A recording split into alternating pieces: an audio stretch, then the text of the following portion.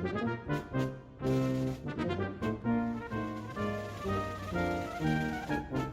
my name is Wierdak, and I'm host of Cool Things in the Meany Archive based in College Park, Maryland. Check out my show and all the other shows on the Labor Radio Podcast Network.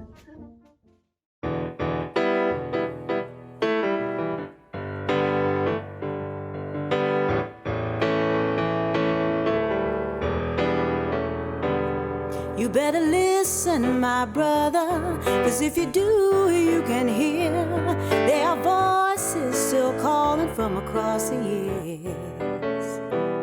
And they're crying across the ocean, they're crying across the land. Dear friends, welcome to the Labor Radio Podcast Network Profile Series highlighting the work of our members. The growing network of over 70 shows in 4 countries serves as a one-stop shop for audiences looking for labor content and as a resource for labor broadcasters, podcasters, and content producers. My name is Evan Papp, and I produce Empathy Media Lab's podcast on labor, political economy, arts, and culture, and we're a proud member of the Labor Radio Podcast Network. Today, I'm speaking with Alan Wierdak, Archive Specialist at the George Meany Labor Archive at the University of Maryland, College Park. So, Alan, tell me a little bit about yourself, where you grew up, and what led you to organize labor. So a little bit about myself. I guess professionally speaking, in addition to being the archive specialist at the Meany Labor Archive, I'm also a master's student in history and library science at the University of Maryland, where I focus on global interaction and exchange and archives and digital curation. I guess I grew up in Montgomery County, Maryland, especially in terms of where I attended K through 12. I feel like that's a lot of how we identify where we grew up. And then my interest in organized labor is actually more recent. My interest in organized labor actually stems from a longer history interested in just working class history and radical politics. My interest and passion for working class history, I think, stems from the fact that my father's side of the family is from the McKees Rocks Bottoms, in Western Pennsylvania, just outside of Pittsburgh. The McKees Rocks Bottoms are also the site of the 1909 pressed steel car strike. I don't know, ever just knowing that history, it's a very heavily Eastern European immigrant community. And it's kind of just where my family roots are. So just knowing that, my father, before he moved to DC and landed a federal job, worked on the Pennsylvania and Lake Erie Railroad, the P&LE. So I don't know, I've always felt closely tied to just like working class history and those roots. And then my interest in radical politics, I think, stems from high school, actually. My 11th grade philosophy teacher, Mr. Ring, who for whatever reason thought it was a really good idea to give a young, angsty, argumentative cynic Voltaire. So from there, I remember going to Barnes & Noble with my mom, and she bought me a collection of Voltaire writings and also the Communist Manifesto, which I didn't understand until a few years later. But I think that's kind of where it all started. And then I remember in undergrad, I took an urban history class with Professor David Freund, where we read Robert Self's American Babylon. And in American Babylon, there's a chapter, at least one chapter, that looks at the Black Panther Party in Oakland. So I remember reading about, like the free breakfast programs, community medical care, community enforcement, policing the police, just like this response to very serious violence, police brutality, economic oppression, all those things. And I think that's kind of where that history, where that interest, that passion really started. The role of immigrant labor, which I guess was the one thing that really stood out to me growing up. Just knowing, my family is Eastern European, part Polish, part Ukrainian. I believe it's actually considered Galician, which is essentially the border of Poland and the Ukraine under Habsburg rule. So that ended, of course, with the dissolution of the Ottoman Empire in 1917, something like that. And then I think that side of the family, I still don't know this, but I think that side of the family emigrated earlier, like before the turn of the 20th century. And then I know that my dad's side of the family emigrated from Krosno, Poland, which is present day Poland, but then it was Galicia. And he came to the south side of Pittsburgh in like 1924. Yeah, my very similar, like so many of us, European descended into, coming into America. And my great grandfather, his father came over Ellis Island from Hungary, and it was right before World War I broke out. And my mom's side of the family were all from Ireland, and a lot of them came over in the 1850s and before. And that was oftentimes because of the different types of serfdom that the British put on the Irish and making them monocrop potatoes. And then there's a blight there, and all of a sudden a third of the population dies from famine.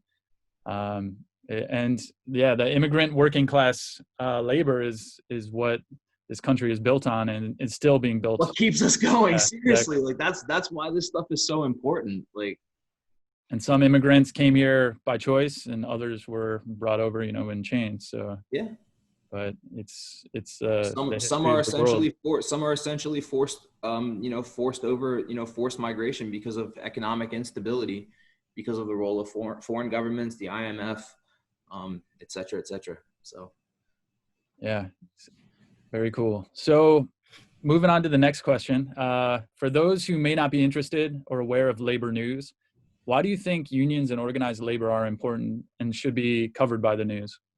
So, I mean, I think first and foremost, I automatically think of the role and dominance of corporations in mainstream media. So when you think about also the role of, how corporations often, get most of their wealth is through the exploitation of the working class. So I think in terms of balancing the narrative, you need labor news, you need working class news, you need to focus on labor issues. Organized labor needs to have a seat at the table in terms of media coverage, because the media is so skewed, not necessarily left or right, but skewed to essentially sanitize the exploitation of the corporation. So I think that the focus on labor news is what is essential to countering that, I guess. But, I also come at it from a more historian and archivist perspective. So when I think of labor news, I think about the importance of labor history. I think about the importance of the historical record. I think about the archival record. And I think about how the voices and perspectives of working class people, labor unions, of course, too, but working class people, the people that aren't organized, people that aren't union members, but are still very, very much a part of the working class. Those are the voices and perspectives that need agency, that need to be, documented. So, but there's also this, tie-in between labor news and labor history. What's today's labor news is tomorrow's labor history. So in order to change the historical record, in order to change the archival record, labor news is important because, because labor news is labor history. So by focusing on labor news, you shed light on or prioritize the voices and perspectives of working class people. Well, that is a great segue into talking a little bit about the shows that you're working on. And could you tell the audience when you started the shows or when you began working on the shows and what they're about? Yeah, so I guess the show that I host is called Cool Things in the Meany Archives. The show, I want to say, started in 2018, and it was actually an idea between Chris Garlock and my supervisor, Ben Blake, who recorded the first couple of segments that were just conversations between the two of them. This then grew to more roundtable conversations between Ben, myself, and our student assistant, Chloe, who's now graduated. And Cool Things in the Meany Archives, I guess what we do is we pull materials, records, documents, photos from our collections, and we use those to, use labor history to shed light on current events, current issues in the labor movement. And more recently, I guess because of the pandemic, so the show centers on archival material, which we haven't had too much access to during the pandemic. So I've also switched to doing more interviews for labor history today. A lot of the interviews that I've done have been with authors and historians, but we've also been doing a kind of more documenting labor history as it happens.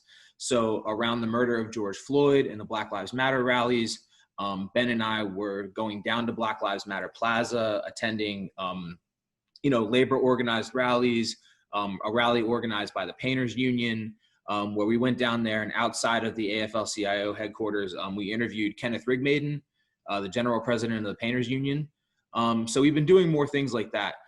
I think it shifted a bit during the pandemic. So it's kind of, I guess, Cool Things in the Meany Archive is on a bit of a temporary hiatus. So I guess now I've more recently shifted to contributing to Labor History Today. I mean, Cool Things in the Meany Archives is also a mini segment on Labor History Today. So I guess while that is on a bit of a hiatus, it's more just been interviews for Labor History Today. I remember you finding some audio that was just kind of buried, and you're just like, let's put this into the software we're using, get a transcription. It's never been transcribed before. And let's just put it out there because it's right now just sitting nowhere and it's not on the internet for other people to hear. And can you talk a little bit about some of these things that you're finding in the archive? Yeah, absolutely. So, I guess this all started with a couple of years ago before I was working in the Meany Labor Archive. They had an exhibit on basically, labor and civil rights, and they digitized a bunch of films. They digitized, I think, 27 films. So what I did is I was like, well, these films are kind of sitting on a hard drive. The absolute least I could do is I could put them up on YouTube. So I created like a Meany Labor Archive playlist on the Hornbeck Library YouTube channel and just threw the videos up on YouTube, captioned them, contextualized them and everything. And one of those videos is a film documentary called Freedom Ride. And it is a full primary source. It's a core production done just after the Freedom Rides. It's narrated by James Farmer. There's video footage of a young John Lewis, God rest his soul, but no audio. But that film, ever since putting it on YouTube, I think it has almost 3,000 views now. Which is awesome. So we have these rich primary sources, and speaking to the audio specifically, I think you're referencing the A. Philip Randolph speeches maybe, and the Cesar Chavez speeches as well. So those were already digitized and just sitting on a hard drive. And I was thinking, I'm like, how can I get these out? What can I do with these? So what I actually did is I created these one image videos. I did it kind of budget. I just Googled like one image video converter or something like that, threw the audio file into there. And then I was using the AFL-CIO news for one. So I would go into the AFL-CIO news, which has been digitized via the Internet Archive. And I would go there, go to the date where the audio is recorded, and just, try a couple different search terms. And on both cases, actually, I found specific articles from the event. So that would be my one image. So it would just be this one image of the article with the speech running. And of course, you can see all this on YouTube. The one that I found, another one was from Cesar Chavez, was from the New York Times. So we have the historical newspapers database has the New York Times. So I cropped that article and put that as the one image.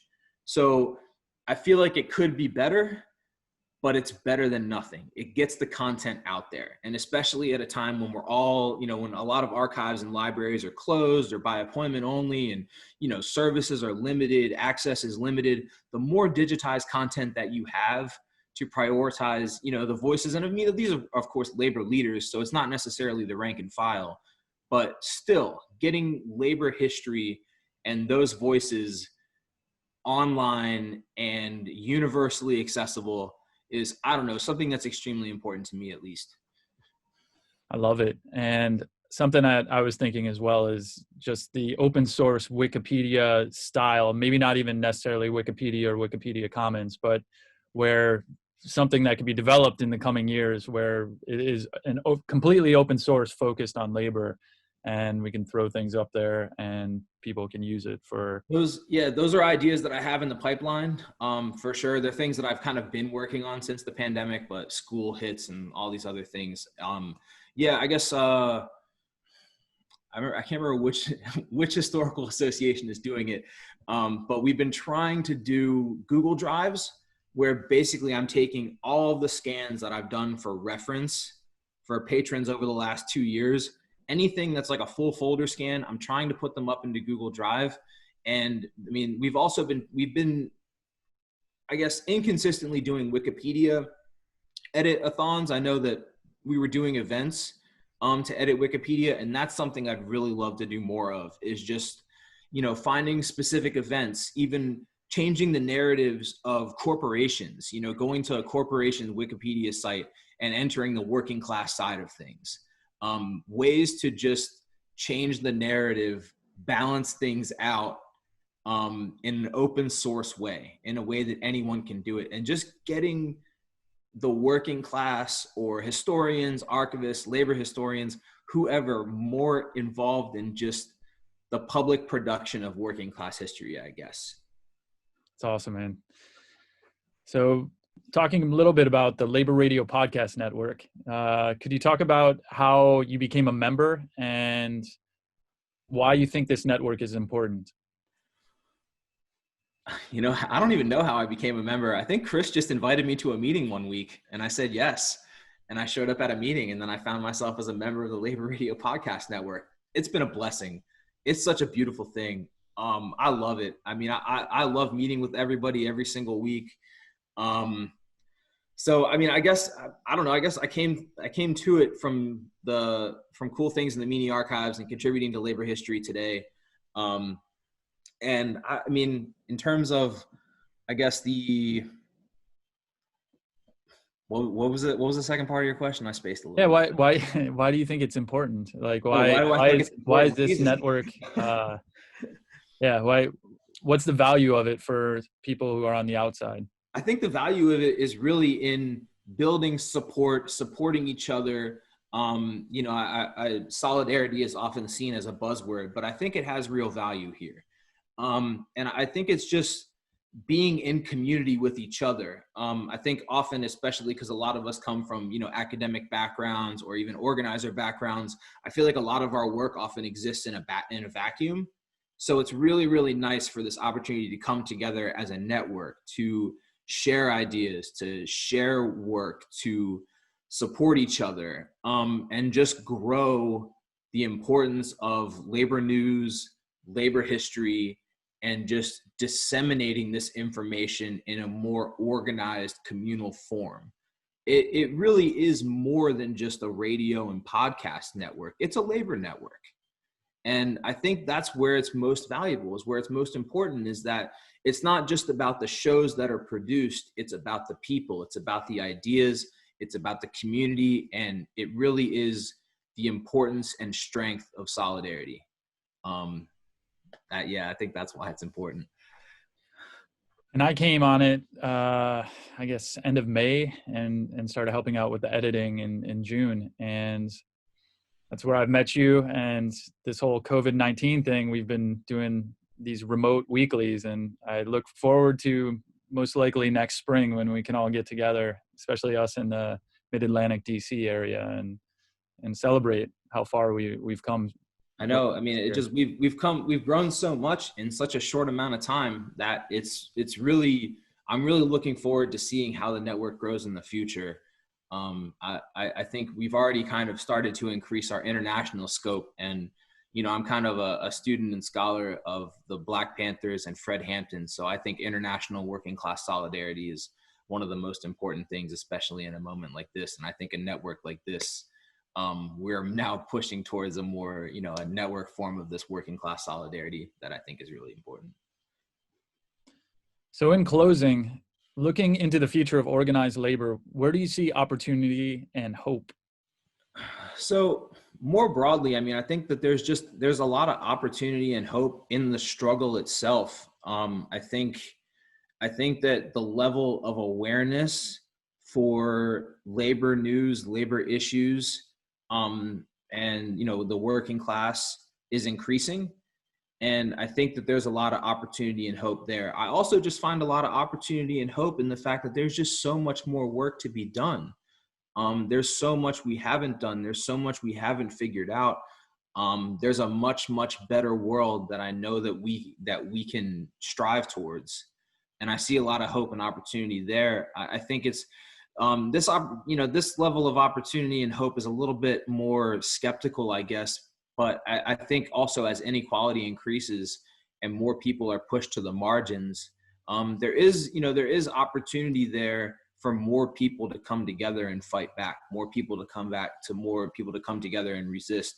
And I guess thinking more specifically, you know, I am kind of looking at the election, and I'm thinking of a candidate like Joe Biden. If Joe Biden were to win the election, I think Joe Biden is more interested in unions and in the labor movement more broadly. So I think that a new administration, a Biden administration, gives hope and opportunity to the labor movement in the sense that the labor movement from the rank and file level can influence labor leadership, which could possibly most likely have an increased seat at the table in a Biden administration. So these are really dark times. I think I'm really grateful, very blessed to be working remotely.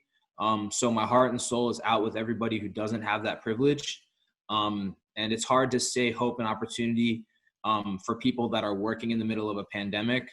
But simultaneously, I think we're at a transitional period where there is a lot to be hopeful for. And I mean, it's not even about hope, it's about work. And there's a lot more work to do. And there is opportunity in the work that needs to be done.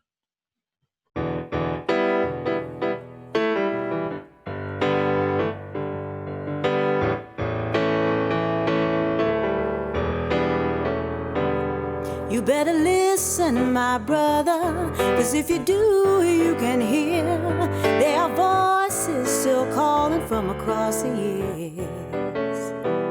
And they're crying across the ocean, they're crying across the land, and they will until we all come to understand. None of us are free, none of us are free, none of us are free, and one of us is chained. None of us are free, none of us are free, none of us are free, none of us are free, and one of us is chained. None of us are free. There are people in darkness, they just can't see the light. If we don't say it's wrong, then that says it's right. We got to feel for each other, let our brothers know we're here. Got to get the message, send it out all loud and clear. None of us are free,